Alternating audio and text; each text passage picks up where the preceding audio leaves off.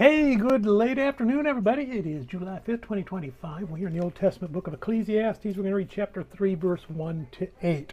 If you don't know anything about the Bible or Ecclesiastes, you probably know this section. This is a really famous section. It was made into a famous song. Everything has a season. Solomon is going to run through the seasons and the changing of the seasons. And again, two ways to look at this. I look at this with God, and this is awesome that the seasons change and the magnificence of God's creation and how it takes care of itself. If I take God out of it, then it's repetition. It's just one thing after another, and nothing I do is changing anything. So those are the two ways that we're looking at Ecclesiastes. Vanity of vanities, we're trying to make sense of the fallen world without God, and it's just... sun goes up, sun goes down, sun goes up, sun goes down, then you die.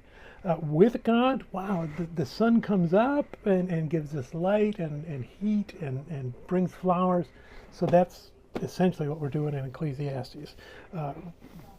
Mostly what Solomon's doing is looking at the no God part. But as we get to the end, and as we saw a little bit yesterday, we do put a little God in here and say, you know what, we can't separate creation from God. It's His. It belongs to Him. It's His plan. If I'm with the plan, I'm blessed, and I'm going to have eternal life. Let's go ahead. We're going to read Ecclesiastes chapter 3, verse 1 to 8.